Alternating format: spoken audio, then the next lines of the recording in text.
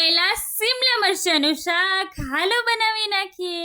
મરચાનું શાક બનાવવા માટે મેં અહીંયા લઈ લીધા હે શિમલાથી મંગાયેલા શિમલા મરચા। હવે હે ને શિમલા મરચાને સ્ક્વેર શેપમાં કટ કરી નાખશું અને જોડે ડુંગળીને ખોટું ના લાગે ને એટલે ડુંગળીને સ્ક્વેર શેપમાં કટ કરી નાખશું। મસાલા પેસ્ટ બનાવવા માટે એક બાઉલની અંદર નાખશું અડધી ચમચી હળદર, 1 ચમચી મરચું, 1/4 ટીસ્પૂન હિંગ, અડધી ચમચી ગરમ મસાલો, 1 ચમચી કસૂરી મેથી, 1 કપ જેટલી છાશ નાખીને બધી વસ્તુને સારી રીતે મિક્સ કરી લઈએ। તો હવે તાહરાની અંદર 2 ચમચી જેટલું તેલ નાખશું, એની અંદર સમારેલા મરચા અને ડુંગળી નાખી દઈશું। મરચા અને ડુંગળીને 2 થી 3 મિનિટ સુધી સાતળી લઈશું।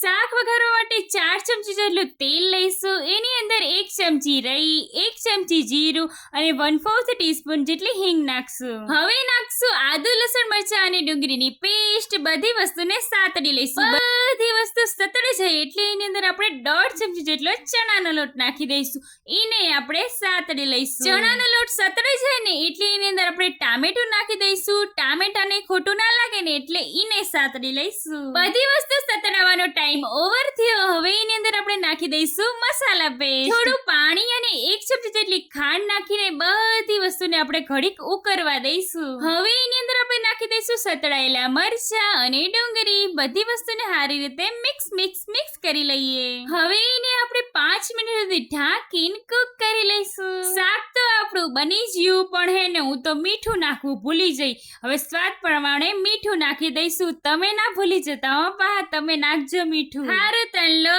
વિડીયો ગમે તો એક લાઈક કરતા જજો હો પા, આવજો।